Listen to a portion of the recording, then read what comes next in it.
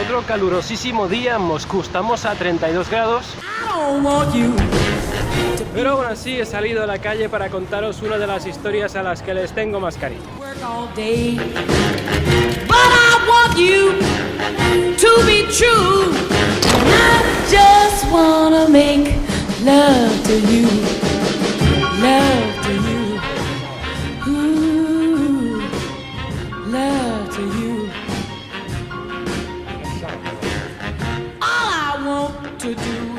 Wash your clothes. I don't want to keep you indoors. There is nothing for. Como os habré contado a muchos de vosotros personalmente antes de venir aquí a Moscú, tenía ya muchas ganas de ver si era verdad la historia de los perros callejeros de esta ciudad.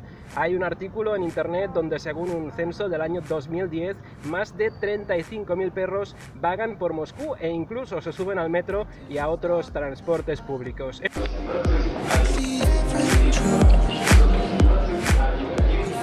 Esto lo pude comprobar el primer día cuando un pastor alemán me acompañó desde mi hotel, una distancia de 3 kilómetros, y se subió a un autobús.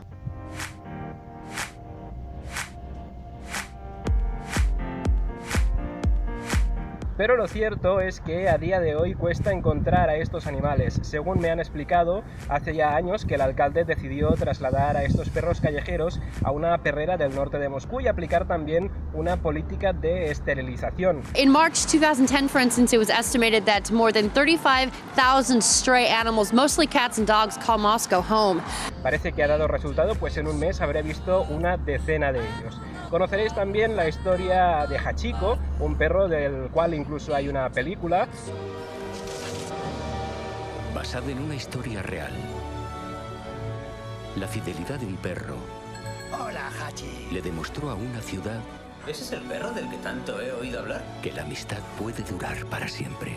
Viene todos los días al mismo lugar. Aquí en Rusia hay una historia parecida.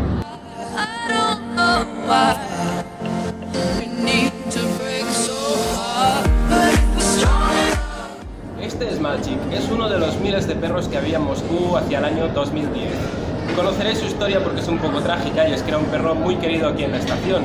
Le asesinaron y aquí está una estatua para rememorar su figura.